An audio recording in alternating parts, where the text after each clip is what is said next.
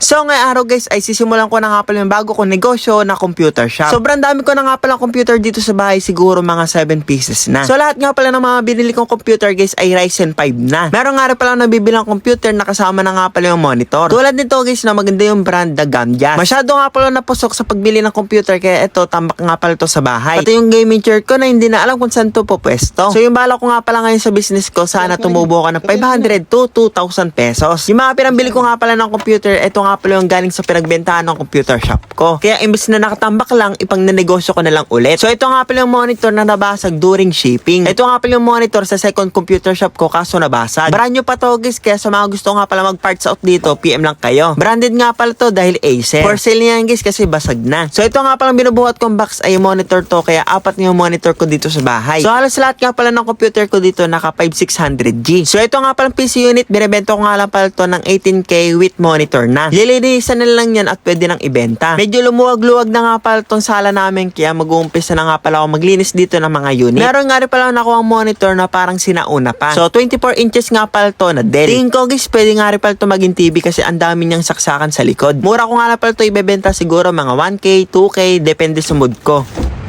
So ito nga palang PC unit ang una kong ayusin kasi ito nga pala yung nakatambak lang. Simula nga pala nung nabili niya to, hindi na nga pala niya nalinisan. Sira na nga rin pala yung saksakan ng power supply niya, kaya ito na nga pala yung gagamitin ko. Bumili na nga rin pala ako ng bagong case para maging presentable. Syempre color white kasi favorite color ko to eh. Kapag kasi white case, ang ganda niya tignan. Yun nga lang, mas mahal pa yung white case kaysa sa mga black. So ito nga palang unang PC na ibebenta ko guys ay maganda nga pala yung mga specs nito. So yun nga lang, marami nga palang papalitan dito tulad ng case, power supply, tsaka yung mga fan nga pala niya hindi na rin magagamit. Tsaka ang hirap nga rin pala maglinis niya kasi puro tutong na. So nag-umpisa nga pala magbaklas dito alas 5 nga pala ng hapon at tatapos nga pala ako ng 2 AM. Pagkatanggal ko nga pala ng motherboard ay tatapon ko na nga pala tong case tsaka power supply. Guys, baka meron kayong mga tips para hindi masayang yung case tsaka power supply. At ayun guys, may naging problema pa ako kasi yung motherboard nga pala nito ay hindi kasya dito sa case. Kasi yung motherboard nga pala nito ay pang ATX. Yung case nga pala pang MATX. Yung mga motherboard nga pala tsaka yung PC case ay marami nga palang size. Kaya itong ginawa ko, kumuha nga pala ng motherboard sa isang computer. Brand new pa to guys kasi January lang nabili. Medyo malikabok lang kasi hindi na nalinisan. Ginamit ko na nga pala yung bago kong biling blower. Tamang-tama nga pala to sa paglilinis ng computer kasi mahaba yung uso at maliit. Bumili na nga pala ako ng makeup brush pero pang computer lang. So nung nalinisan ko na nga pala to, dire-diretso na nga pala to sa pag-a-assemble. So ayun, inabot na nga pala ako dito ng alas 10 ng gabi. Hindi ko na nga pala namalayan yung oras kasi naglinis na rin ako ng graphics card. Na-curious nga lang pala ako sa loob kaya binuksan ko. Papalitan ko na nga pala to ng thermal paste tsaka ng thermal pad. Grabe guys, tama explore lang ako, hindi ko alam kung masisira ko ba. Short break guys, kumain nga pala muna ako ng hapunan, ulam ko dito kalabasa. Pagkatapos ko guys, na-assemble ko na nga pala tong graphics card, wala na ma-issue. Unti-unti ko na nga pala to sinisimulan guys, naglagay na nga pala ako ng thermal paste. Pagka spread ko ng thermal paste, naglagay pa ako ng dot sa gitna. Good for 5 years na yan guys. Next nga pala guys ay ito namang graphics card. Madali lang naman yung pagka-assemble ng PC basta maingat at alam mo yung ginagawa mo. So ito na nga pala yung resulta ng bago niyang itsura. So ito naman yung cable management ko sa likod. Hindi pa ako masyado marunong pero soon tatagal din yan. Pansamantagal, isa muna yung storage nito pero may nakaabang naman. So good for testing na nga pala to, titignan natin kung gagana ba. So yung nabili ko nga palang monitor dito guys ay yung nabili ko ring second hand. So ganito na may itsura niya kapag bukas na. So syempre guys, yung agad natin gagawin ay mag-i-stress test. Titignan natin guys kung magbo-blue screen, magba-blackout. So far so good kasi 10 minutes ko nga pala siyang ginanito. So ganito naman yung mga ilaw niya guys, grabe, sobrang gaganda. Ito talaga yung magpapalakas sa computer niyo, yung pailaw. So